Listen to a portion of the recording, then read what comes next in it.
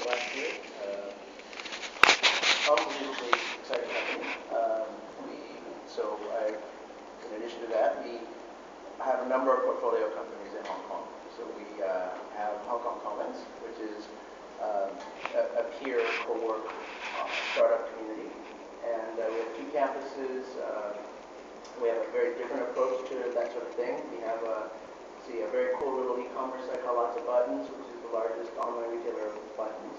Very cool Hong Kong company idea. We are very active in social enterprise and education. So we have a suit company, a bespoke suit company that we created to help young people work through drug rehabilitation and to have living, to build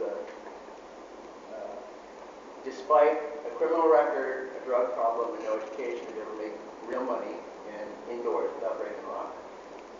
We have about 13 other portfolio companies.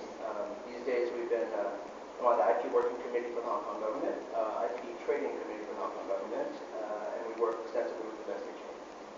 And we support great entrepreneurs like Josh. Do you sleep? Depends on the day. Yeah. But we're all entrepreneurs, right? Sleep's overrated, right? Yeah. No, really. I mean, I email you sometimes at 1 a.m. and you're like on it like that. See, and if you email me at 3 p.m., no response. Yeah, exactly. That's why I skip to 1 1 to 4, it's good. Yeah. Well, talk a little bit about your involvement with TEDx, because that's something that everybody knows. Yeah, you didn't mention that. Sure, one. sorry. TEDx Hong Kong. How did you get involved in that, and what's the story there? So we just had one of our TEDx events yesterday, TEDx Live. We streamed an hour and a half of actual TED conference content from Vancouver, including half of the Snowden surprise video interview. And we had 4 phenomenal speakers. We had over 1,000 applicants. It was a free event. We had 300 people that we admitted in. I became involved with a good friend, Gino Yu, who runs the multimedia master's degree multimedia program at Hong Kong Poly University. And he's the actual original license holder for the TEDx Hong Kong license. Great guy. But he's a bleeding heart academic. He loves all that stuff. In a prior life, we owned MTV Japan, so I like things bigger. And so I became a co-curator starting with TEDx Hong Kong 2012. And so we do now TEDx Hong Kong Education, and TEDx Hong Kong Live is streamed from the actual TED global conferences. We have another one coming up. This is going to be the largest TEDx in Hong Kong yet at the Sunbeam Theater, May 31st, TEDx Hong Kong Education. We've already confirmed a number of amazing speakers, including world-class neuroscientists, an Academy Award-winning computer animations robotics expert, some really inspiring, special needs educators, and you guys are more than welcome. We would highly encourage you guys to come. This is a very cool event, but really, it's a very important part of what we do to try to help quilt the community together, and that's why we mix things, small events, free events. We try to keep the costs as low as possible, but make them scale so that we can multiply our impact. MWI was a supporting organization at our last one in December. So let's back up a little bit. Let's go back into your history. Where do you come from? Where were you born? Where were you raised? What was the environment like? Sure. What made you into an entrepreneur? Wow, that's a great question. I was born in Korea. I am a 1.5er. I don't know if you know what that is. We landed in LA, when I was 4.5 years old. Apparently, the first thing I said in school was, the first thing I did was laugh at the rest of my classmates because they didn't speak Korean. But I grew up in LA, went to school out east, swore to my father, who went to law school in Korea, I would do anything other than be a lawyer. But after working for a few years, sure enough, I went to Columbia Law School and became a buyout lawyer in New York. Did that for 4 years, and then I started venture capital 3 months after the internet bubble burst in Palo Alto University in High Street. It was back then a big fund. It was $700 million. They'd spent 2/3 of it, and most of it was written down. And so, as a venture guy who did a lot of LBO work, I ended up doing lots of turnarounds here and in Asia, where you absolutely had to make very quick, battlefield decisions and really try to figure out how to extract maximum value for every dollar. Within a year, they moved me to Asia. I've lived in Japan for 6 years, Beijing for a year, Korea for a year, and now Hong Kong over 5 years. We've done big and small deals, and a few good deals, but some really bad deals. We owned MTV in Japan. We started Starbucks in China. Good Morning Securities in Korea. We were the first institutional investors in SMIC, the first semiconductor foundry in China. All sorts of things, but lots of random tough deals as well. We moved to Hong Kong because my wife was, our family was blessed with twins, and our daughter lost her water, in womb at week 18. And medical care in Japan is atrocious if you are in need for acute care or special need, early intervention sort of thing. So we lost our son, who was born 600 grams. His head was this big, like a little Martian. We knew we had to get him out of Japan for him to actually have a chance. And so before he was too old, we looked for a place, where you could actually pay for services. Imagine that, right? This was during the height of the financial crisis, so we were in no mood to move back to the United States. And just kind of everything lined up for us to be here in Hong Kong. So we landed in Hong Kong. My first thing was, again, just because of what my experience was, I was the chief turnaround guy for a publicly listed company in Hong Kong. Former employers, at this private equity fund, that they got into a deal and they weren't able to control it. They needed to get out. So I worked on that for 2 years, getting a lay of the land. We exited that investment, and then I realized just how special Hong Kong could be. About 3.5 years ago, met some, the real pioneers of this new generation of startups. Casey Lau, John Buford really at his Food HK original campus in Wanchai, and I started to see kind of all the things that I would take for granted in Los Angeles. You just could not in Hong Kong, and it was really keeping entrepreneurs and great ideas from being able to flower here. So, we started Hong Kong Commons to address that need. We don't want any freeloaders, but wanted to create an environment that was as flexible and as hassle-free as possible at the very lowest possible cost, so that if we were full, we would be marginally losing a few dollars, so that people could just focus on their startups. Then we realized that people were spending way too much money to make their companies, so we Walmarted that, right? So we started a break-even business where we will give you your company, including the government fees, including the green box, for effectively €300, 3,200. I think that's how we met, right? You need to set up your company. And then, we like to invest. We have our little family holding company and a few bucks, and back then it was hard to find companies to invest in, so we started making some up. We thought we saw some really interesting threads and some interesting people, so we just started spraying and praying. And fortunately, most of them are still around. They're all revenue positive. They're all break-even now, or profitable. And so we're now focused on really building on this foundation out. I'm doubly committed and confident that Hong Kong is probably the smartest place to be if you're an entrepreneur right now. I think when I see all these folks from Europe and from the Americas and guys like you and me here, I just spent 2 weeks in Europe. I was at DLD in Munich, at Venice, and speaking at H+ Farm, the hottest incubator in Italy. Davos, we met a bunch of people there. I spoke at Potsdam University in Berlin, HEC in Paris. I finally visited our Lithuanian office. Then I just came back after speaking at the Russian Economic Forum in Krasnodar University. All roads need to come here. So for all the right reasons. So we just established a great friendship and a relationship with H+ Farm, the place where I spoke in Venice in January. And we've already committed, we've already penciled $1 million Hong Kong dollar investment into one of their startups. Very, very smart company. We hope to announce new locations in KL and in Taipei and other high-value locations. Now, is this all you, or is this through partners and other companies that you've worked with? Great question. We've tried everything. And I think depending on the company, some things and sometimes you just have to do it your way or by yourself. Sometimes you need to work with partners. say what generally works or doesn't work. For me, one of the things I've tried to do is, the ideas tend to be my ideas. I don't want people to buy into an idea. It's not Silicon Valley.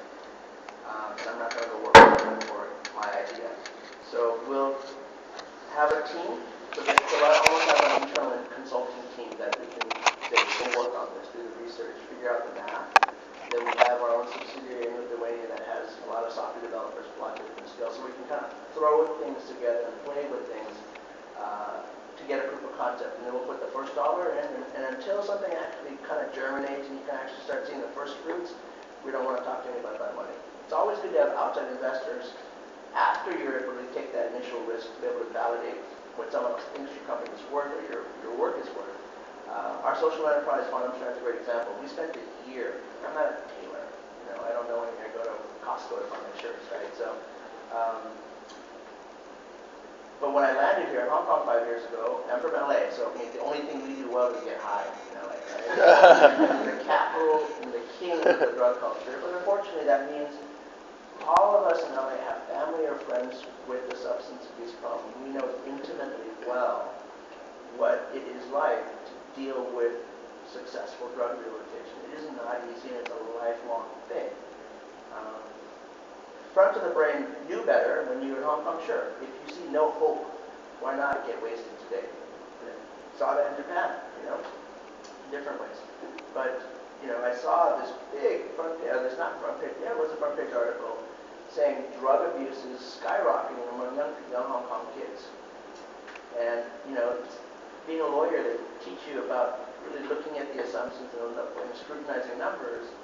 And when the Hong Kong government gives you a number for drug addiction, it's defined as those individuals who voluntarily report to the police that they have a drug problem.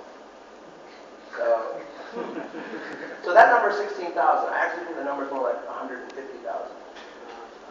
And it used to be very soft drugs like ketamine, special K stuff, and lots of cold things that you and I do right now, codeine and things like that.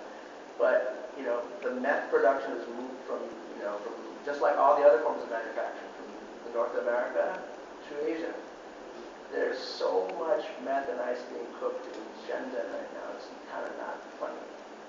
So what we know and what we've experienced in the U.S., we know it's coming. If you go to Bangkok and ride in a taxi, they say now about half of those guys are fried. They're lit. So not fried, half of those guys are cooking or baked. A few days later, I saw another article that talked about how tailoring, is a dying industry. And they described why it was not a cool thing to do anymore. So the job description sucks if you're a normal kid with a life and an iPhone and a girlfriend. It's detail-oriented, it's structured, repetitive, and the hours are long. And then a light went off in my head, so that's the inspiration part. Where if you look at that description, that's exactly something that you would want in successful drug rehab. From the minute these kids get up to the minute, with the second after the lights go off, they don't have a spare solitary minute, right? They're in group and they're in activity. This to be true. So the idea is that, well, what if we turned that liability into an asset? What if we said the harder your addiction, the more OCD you were, so that what if that makes you a better tailoring candidate? Especially if we can find you while you're in lockdown at a lockdown facility like a Caritas or St. Barnabas or our partners. But then with that idea, we spent a year beating up the idea because we knew nothing about tailoring. So we went to Mirador Mansion and tried to learn more, meet tailors, we went to rehab centers, building a model. How do you reinvent this throwaway business and these throwaway people, just to see if you can? Then how do we stick it in, stick somebody's eye, and say, look, we don't think the current model of social enterprise works. We don't think charities work because they don't really do anything, except make you feel better for 30 seconds, giving $1 or whatever. So after a year, we announced, on Strand, it's a for-profit social enterprise, but with the commitment that the shareholders will never take any money from it. I don't pay myself. But part of the reason why we did that is to be able to show that a social enterprise should be able to make real money. And if you can't afford to pay 17% in tax on the income, on the profit of your work, which is all Hong Kong asks for. There's no VAT, right? And there's no progressive this, and there's not all this crazy stuff.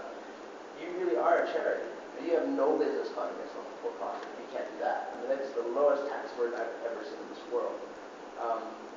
And then to be able to figure out how do we make it scale, because we're venture guys. We're not interested in spending a year of expensive time to be able to provide a living wage for 20 people.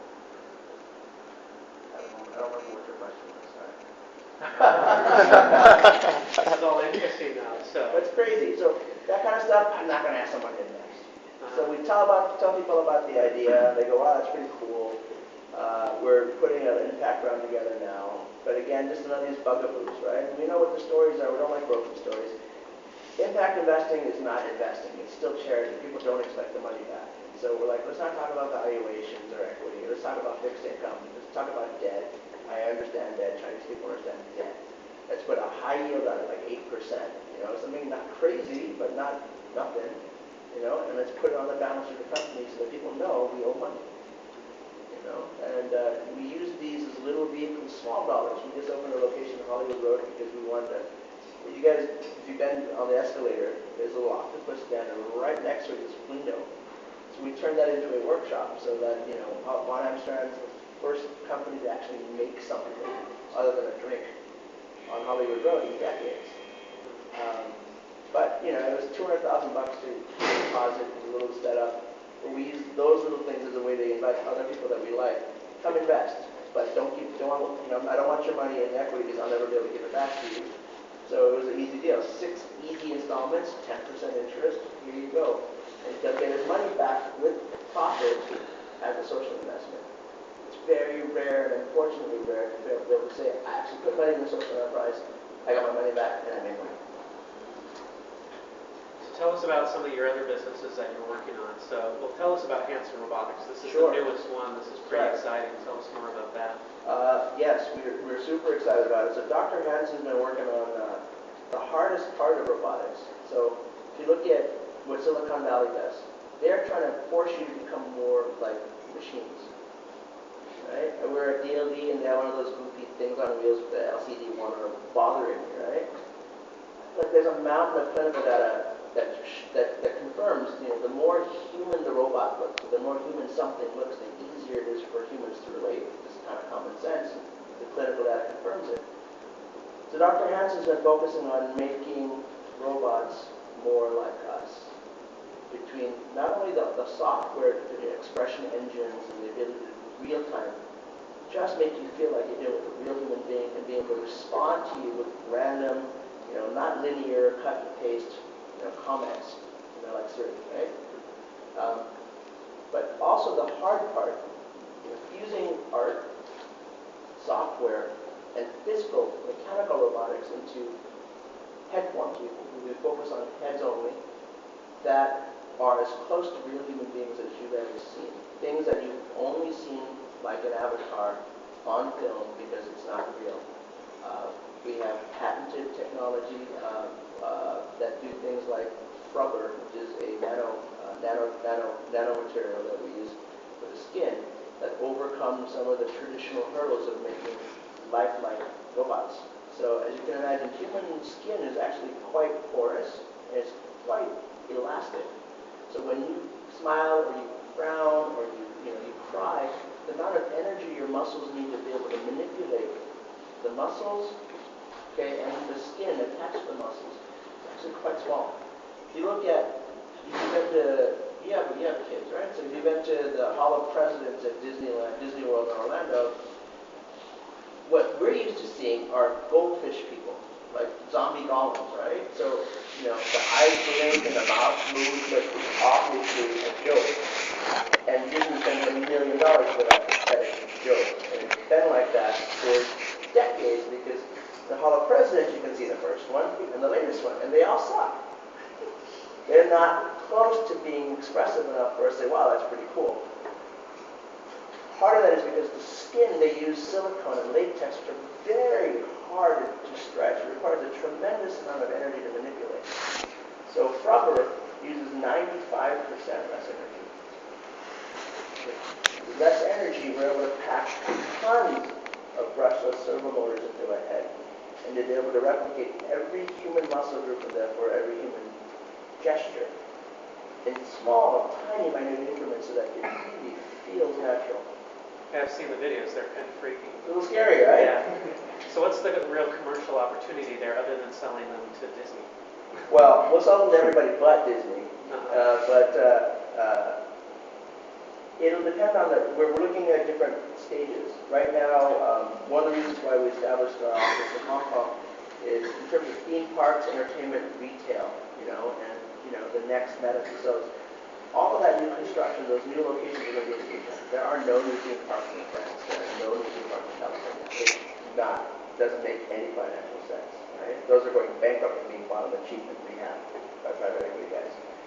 I think depending on who you ask, there may be 200 new theme parks in Asia over the next 10, 20 years.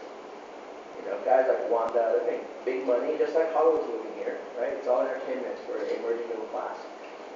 So retail, imagine at the convention center, a human-looking customer service person that's got great top-notch language identification software, great language libraries and general AI, but with a twist, right? Imagine call centers and load balancing so that if someone approaches and starts speaking to this human-looking customer service robot in English, I know that you're speaking English. I'm going to talk to you, and if I can answer your questions based on my automated AI, you're happy, I'm happy. But I've already alerted my English-speaking language call center in the Philippines that there is a customer here who will pay twice as much as the regular call center guy to make sure that we have very, very seamless transition. Our software then, in case the operator has to get involved in a real human sense, we'll have a webcam that reads me as the service operator in Manila, and every expression, every smile, every mannerism that I have is translated into a three-dimensional physical avatar. So you are having a real human experience, right? And the minute you go, thank you, and then move off, and a Japanese guy comes and starts speaking Nihongo, right? If I can identify that as Japanese, alert a Japanese call center, right? All of a sudden you have the Tower of Babylon in one, right? I imagine nurses, low cost, so that's the near-hanging fruit. That doesn't require a terrible amount of artificial intelligence. Over the next few years, if you look at the future of robotics, it's in service robotics, it's not industrial robotics. That's over and done. The Japanese, the Westerns, everybody knows the benefits of it, but it's done.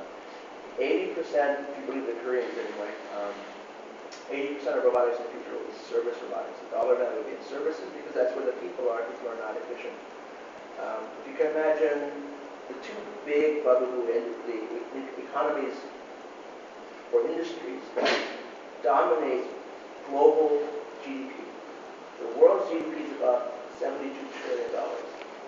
Of the $72 trillion, 14.5 healthcare, 14 education.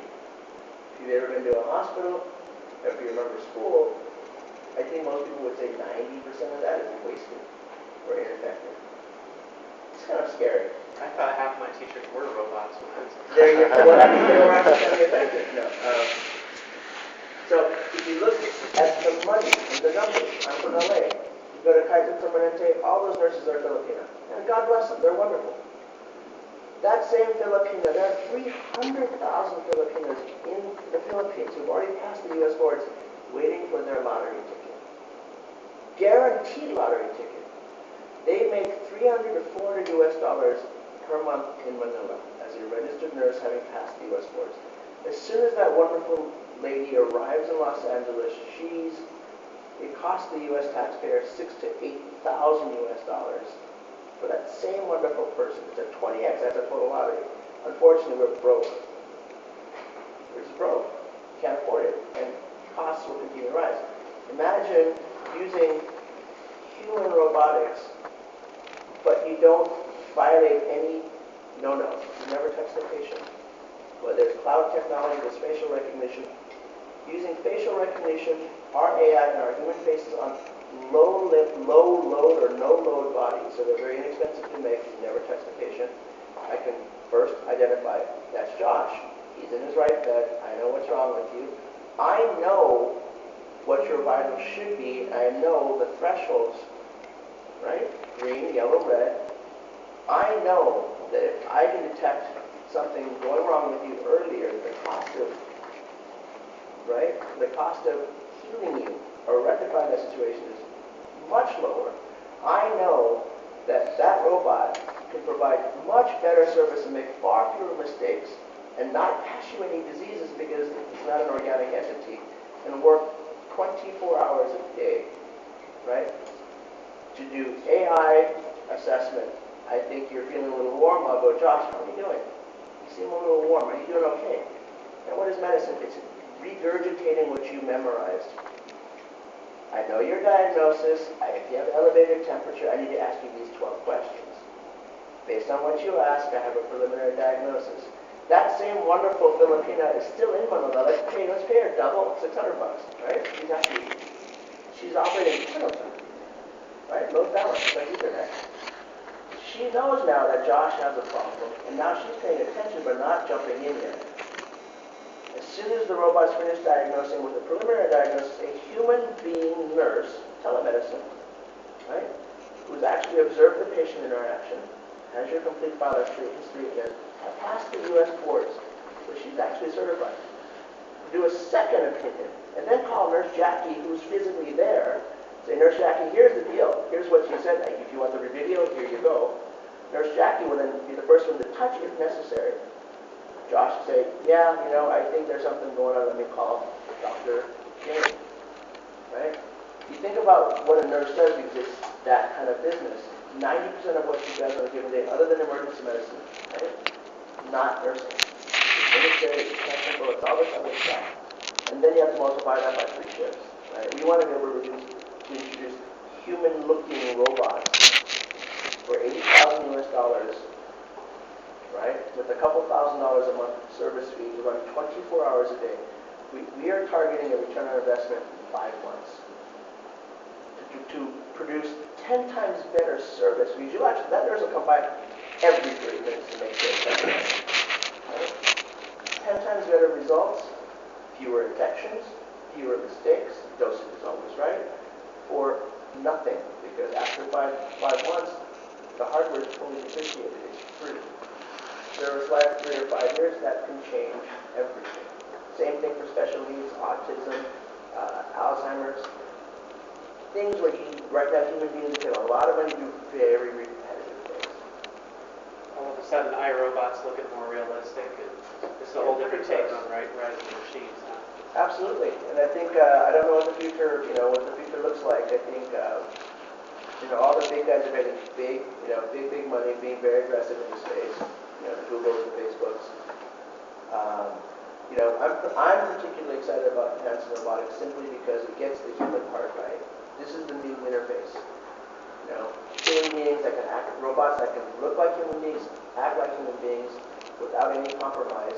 And for us to really kind of be open about it. We'll do the head and the act. We're publishing an open source API, okay, and standards so that you can pop our head on any body. Whether it's a ball bot from Bossa Nova to a Boston Dynamics, Terminator robot, whatever. It's just a PC, right? I mean, it's a tool. If you've ever seen Dr. Henson's lectures and these kind of graphs, there's the Moore's law thing. And I'm not saying that transistor density is the same as human neural density, but depending on whose graph you're looking at, transistor density in terms of equivalent to human brain neural networks will exceed the human brain in the next few years. Right? We've seen that in the massive fields of data that's getting connected real time. Right? I would actually venture to say things have already changed. It's irreversible. And if you slap that onto what the Snowden guy is saying about your privacy, which is basically the same thing that our friend Mr. Smith said 10 years ago, that you have no more privacy. I think the revolution's already happened, and we're just waiting for it to play out, and which way it goes, we'll have to see. Let's switch topics a little bit. Let's talk about Hong Kong and the startup environment here. You get to see a lot of businesses come through your doors because you have a co-work space. You seen some of it and you've invested in some businesses. What do you think are the opportunities for startups here in Hong Kong? You said this is where everybody needs to come. Why? Yes. So so the topic of my talk at all of these locations in Europe was Hong Kong is the hottest startup city in Europe. Okay, so let's just start with some fundamentals. Okay, there's only 3 money center cities in the world: London, New York, and Hong Kong. Hong Kong is the only money center city with money. Number 1. Number 2, if you look at every major economy or every city as a casino, which is what they are, they're trying to draw more action to their table. You always ask the same questions: how much is the housekeeper that going to lose? That kind of stuff, right? How good is their as an entrepreneur, and I'm pretty libertarian about this stuff, I think it's essential for a house, a casino, okay, or a venue, or a marketplace. They're all the same, right? Different words, but the same thing. The question is, can they deliver 3 essential ingredients for successful entrepreneurs? Number 1, do I have freedom to move people? Do I have freedom to move ideas? And do I have freedom to move money? Right? And if you see what's happening in the world today, right? The U.S., you and I know. If I wire you $11,000, I'm on the list. Yeah. Right? In Europe, if you want an internet connection at a hotel, you have to go get a physical ticket. They want to know everything. So there's this wrapper. Not only do these 3 rules have to be true, how does the capo, okay? Does Tony Montana play a fair game where he's not competing with you? Right? So Hong Kong says this, right? It's a different 3. Respect the fact that I'm a real government. Therefore, number 1, I'm the only one that can print money or get other people to print money for me. Number 2, I can determine whether I want a monopoly on physical violence, legal physical violence. And number 3, all I'm asking from you is to send a little thank you Christmas card or whatever card, holiday card once a year, thanking me that for not imposing VAT, GST, sales taxes, capital gains taxes, withholding taxes on offshore income taxes, right? And then, if you just follow my simple rules, I honestly don't care. I don't have a dog in this hunt. Right? Hong Kong people are famous for saying, make money lah. Right? Just don't cause trouble. Go make some money. And go buy Mercedes or buy some real estate. That's how they get their big. Right?